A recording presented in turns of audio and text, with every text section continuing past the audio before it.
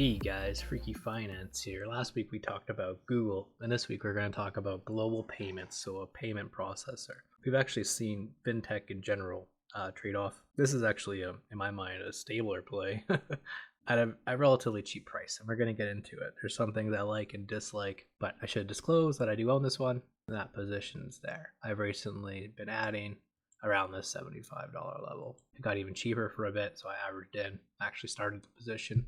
I toe in, you can kind of see how I size things. This is what I'd call a full position at this current point, though I'm not afraid to go overweight if I need to. But it's an interesting opportunity, and the reason why I'm doing the video today is because it looks pretty interesting on the opportunity set. You can ignore some of these other ones. Ivanhoe is just one I picked up for a trade. Well, we'll see. If it gets super cheap, it might get really exciting because it actually did a video on this channel on Ivanhoe. And so far the thesis worked out pretty well, and then they had an issue with the mine. And we actually did a video with Kinross with a fire gold miner, and we saw an overreaction, like a really bad overreaction. This one we saw probably a reaction, and I'm kind of hoping people panic a bit more. They say, well, the mine's going to take 6 months to even get an even cheaper price or something, but you don't know how long it takes to get the mine pumped out since it's full of water. But that's a copper thing, so we're not going to go into that today. That's another idea that jumped up, and there's a couple interesting companies anyway that are not expensive. Before we jump to the numbers, we should probably talk about the business a bit for some context. It's a payment provider, so POS. We've done StoneCo in Brazil. We just did Square, which had a POS with a Cash App growth amplifier, but POS. And basically they take a pound of flesh of every transaction. So they basically have these little machines. You pay it when you go everywhere you go, and they make money as a percent of the sale. Usually it's small, and they split it with Visa and MasterCards of the world. And that's kind of the core business.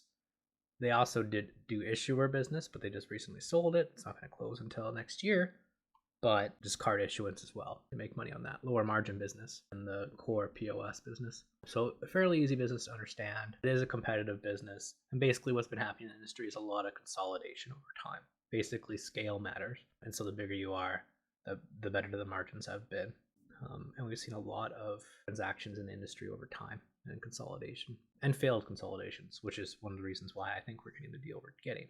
So we'll jump into this. Yes, you're going to see a little bit of AI here. Basically I'm asking AI help explain global payments to people, and basically they make money on transaction fees. Every time you use a debit or credit card, they get paid. Basically it's a volume game.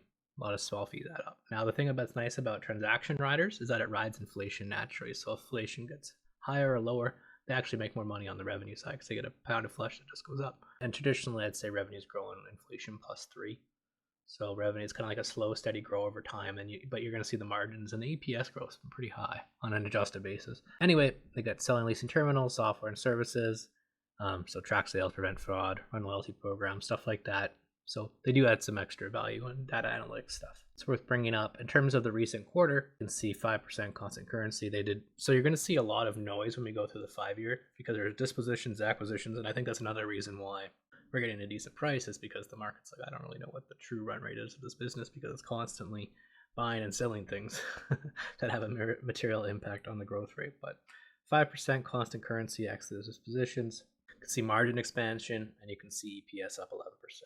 Constant currency 9%, so pretty good growth rate in terms of EPS.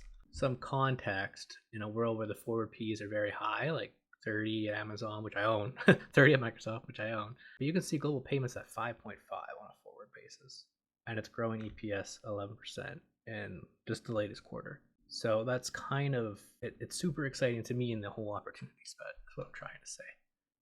It's already priced like the deal that they just made isn't going to work, is what they've guided to.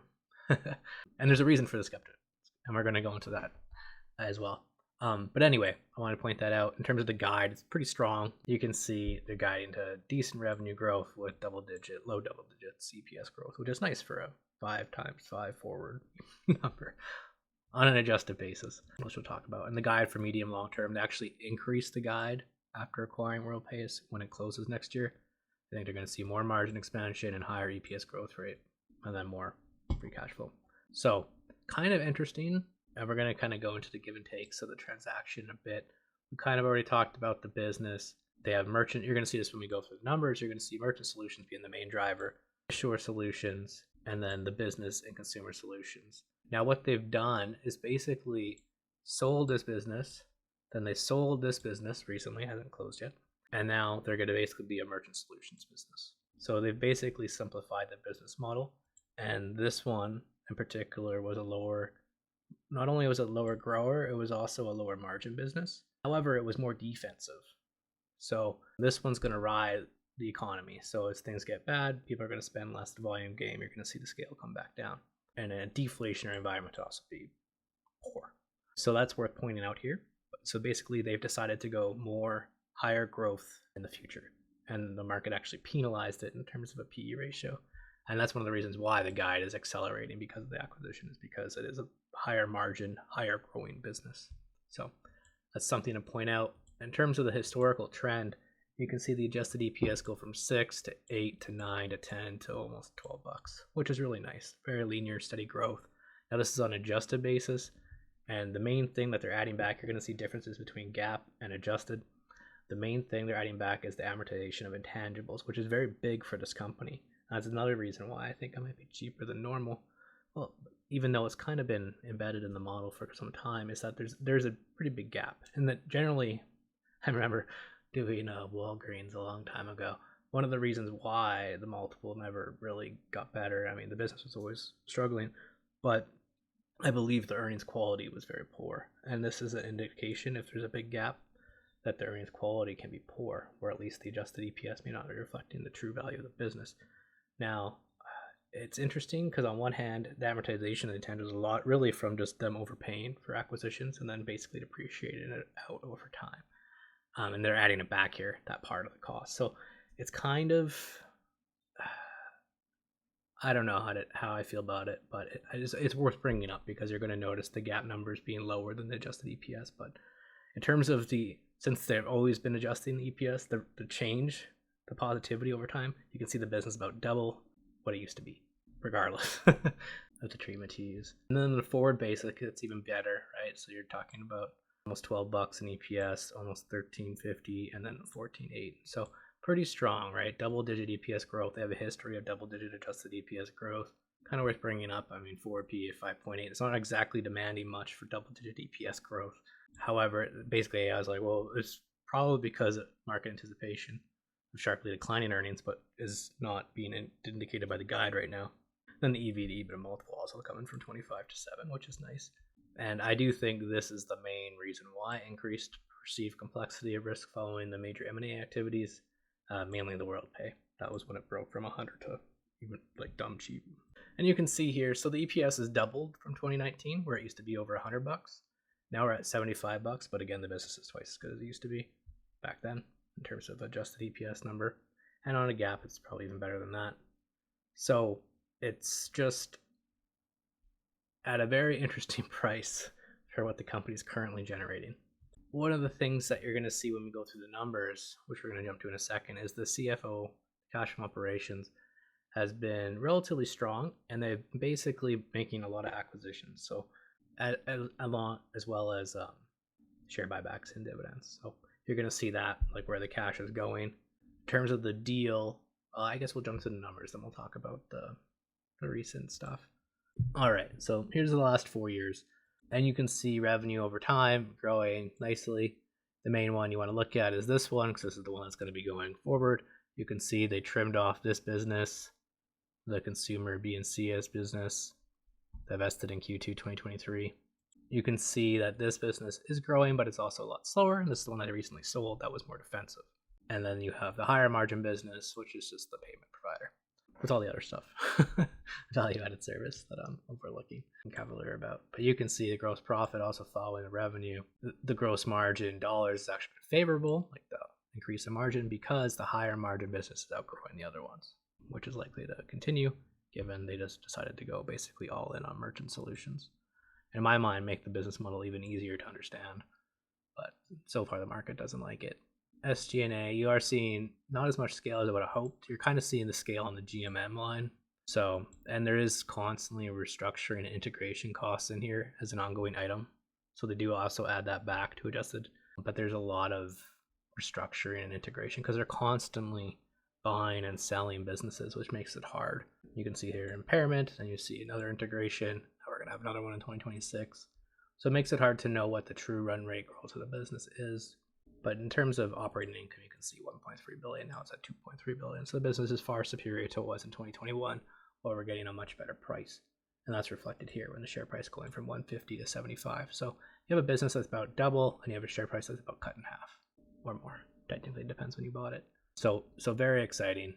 You can see the fully diluted share count go down, both from free cash flow, but they also decided to take on debt. So that's another thing with this.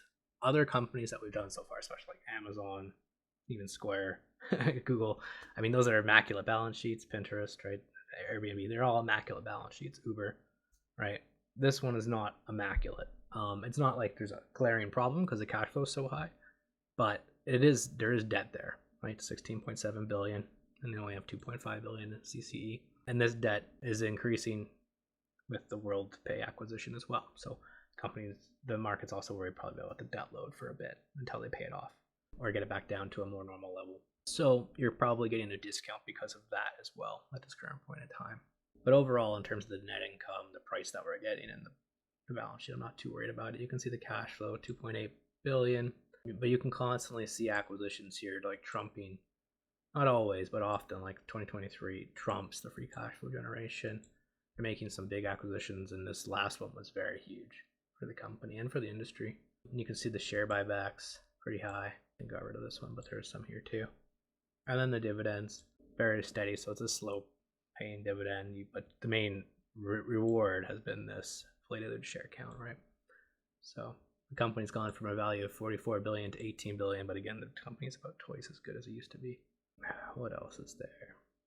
Balance sheet does run on intangibles, so that's another thing. So in terms of the asset quality, basically all intangible assets, which is never great, not all, but you can see out of the 46 billion they have, 46.8, 35 of it was intangibles. So it grows by acquiring other companies, and it also depreciates a lot of the amortization out over time.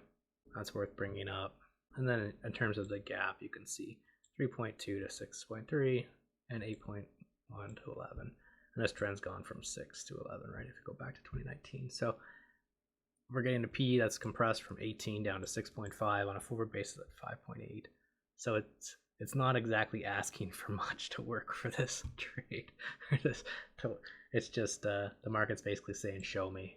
You're over levered. Show me that this integration's real. Show me that you can keep doing what you're doing. Anyway, that's my quick little overview. 4 years. Challenges in the payment industry. Successful rates of EBITDA synergy has been challenged. Particularly, revenue strategies have been elusive, which is 200 million of the 800 million total. There's 600 million in cost synergies that they claim and 200 million in revenue synergies. And this company, WorldPay, has also been passed around, right? FIS tried to acquire and tuck in. The cool thing with AI is that it can do case studies really quick. So I just pulled these three, and it was like FIS, WorldPay. So when WorldPay got acquired by FIS, which now FIS sold it to GPN. So basically this company's getting bought around and then just moving around to the highest bidder. And you can see the valuation of WorldPay has gone down materially from 43 billion to what GPN bought it for 24 billion. The substantial decline in valuation strongly suggests that the synergies FIS had anticipated from the original acquisition did not fully materialize. So basically the market's saying FIS couldn't tuck it in and get the synergies they wanted. Why do you think you can? Now, I mean, they're getting it at $20 billion cheaper price. So it's not the end of the world, but it's basically saying we don't think you're going to do what you say you're going to do. Global Payments also claimed revenue strategies and expense synergies, but it's not readily apparent in recent comprehensive investor disclosures.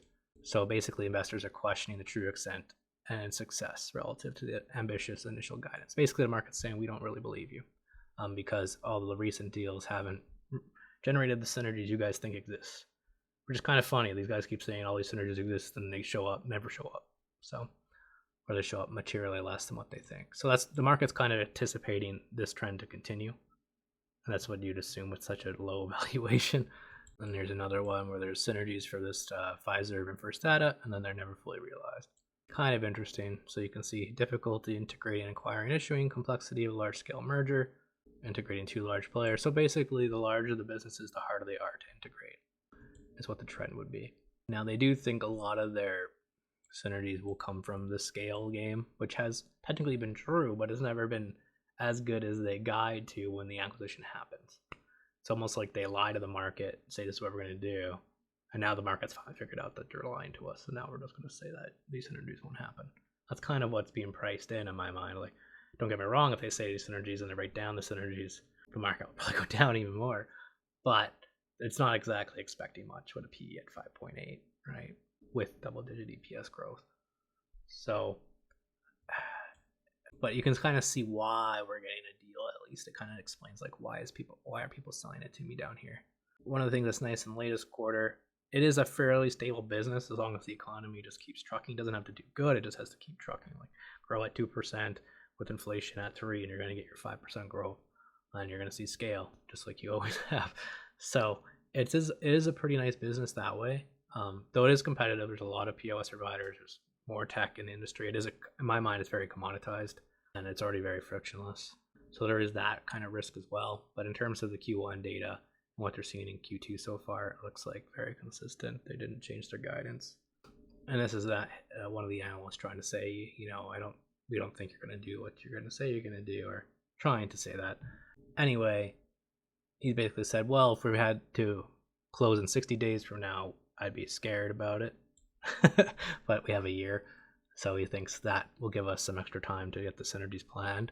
And then this I thought was more interesting. It's sort of the conversation. We're divesting 25% of our company, the issuer business, right? So not just acquiring, they're selling something too, right? So I'm doing a swap. And so we're divesting 25% of our company, and I would argue certainly couples more than 25% of my mind share and attention and bandwidth with businesses. I thought that was interesting because that is different than a normal just standalone acquisition, is that you kind of have a swap of assets, and which means you're going to want the person you sold it to, Pfizer, the issuer business, you want to make sure that they are able to get the synergies they want, or at least try to help them out. At the same time, because they're trying to help them out, Pfizer is probably going to try to help Global Payments integrate WorldPay, or at least tell them the problems that they had and the reason why they were unable to realize some of the synergies they thought they could. So that'll be very interesting to see, because it is slightly different than just an acquisition play, because you're going to have that ongoing dialogue during this transition period. So it's just very interesting. This is just AI's commentary at the end. It is imperative to acknowledge the crucial caveat. The realization of this potential value is intrinsically linked to management's ability to successfully execute the complex integration of WorldPay, achieve the targets, and maintain and manage the increased debt load. So that is true. Those are all the three bad things. Now, I mean, we've seen the good things, which is the actual business over time, and the fact that we're already getting a business that's twice as good as it used to be at a price that's a fraction of what it was 3 years ago, and already back down to when the business wasn't even half as good as it is now. So basically you're getting a company that's more than half off, that has a history of actually putting up EPS growth, even though they all have a history of not getting the synergies right. So basically the market's saying we're expecting some guidance saying these synergies aren't going to be fully realized at some point, whether it's a year from now or 2 years from now. That's kind of it's one of the few ways I can see why I'm getting the deal I'm getting. But it's a very interesting company. Basically, you have a transaction that no one believes in, and that's what the price would tell me. You're not asking for much, right? Thing gets half off again. We're at 2 times forward earnings or 3 times forward earnings. So just ridiculous valuations in a world where I have to pay $50 for Costco. Anyway, and it is like a pretty high EPS growth story too. It's not in low single digits. It's mid, and I mean they got it to mid-teens at 26 and 27, which I think the market thinks is unlikely given the valuation. But anyway, I'd like to know your thoughts. It's a fun company, interesting time to look at it. I want to do the video one because it's interesting now, and 2, it's still not up, right? So it's I kind of want to do some videos where I'm like, all my ideas don't just go up magically. Sometimes they take time, and sometimes you have to position and just see. It'll be fun to keep digging into AI for examples of if there's any successful integrations of large POS synergies that were realized that they actually increased the guide of synergies after the fact. But anyway, I'd like to know your thoughts on global payments, and have a great rest of your weekend.